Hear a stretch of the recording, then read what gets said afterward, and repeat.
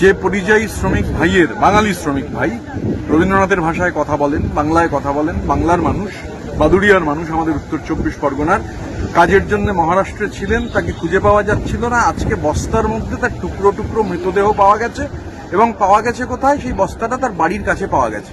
এটা ethnic purge যা হচ্ছে, এটা এথনিক ক্লিনজিং, মানে বাঙালি হওয়ার অপরাধে, বাংলা বলার অপরাধে, বাংলা ভাষী হওয়ার অপরাধে এক ধরনের এথনিক ক্লিনজিং, এথনিক পার্জ শুরু হয়েছে। এবং এই যে ডবল ইঞ্জিন রাজ্যগুলো, বিজেপি একটা বাংলা বিরোধী এবং বাঙালি বিরোধী শক্তি। সে আসাম হতে পারে, দিল্লি হতে পারে, মহারাষ্ট্র হতে পারে, মধ্যপ্রদেশ হতে পারে, ছত্তিশগড় হতে পারে, উড়িষ্যা হতে পারে, সর্বত্রই আক্রমণ শুরু হয়েছে।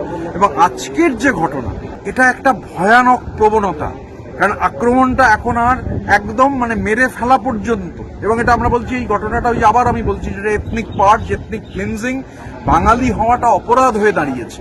মানে বাংলার মানুষ বাংলা ভাষায় কথা বলেন, এটা যেন মানে ভারতবর্ষে একটা বিরাট অপরাধ।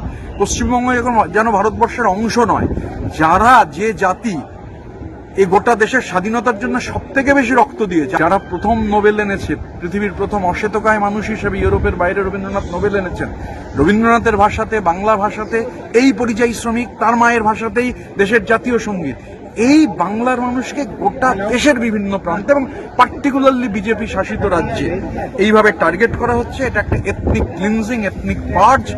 সংস্কৃতিগতভাবে বাঙালিকে আক্রমণ করা হচ্ছে, বাঙালিকে মুছে দেওয়ার চেষ্টা হচ্ছে।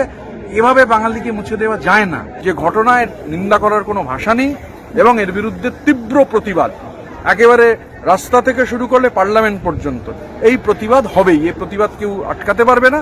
আর এভাবে বাংলাকে ব্রাত্য করা যায় না। যারা চেষ্টা করছেন তারা ভুল করছেন।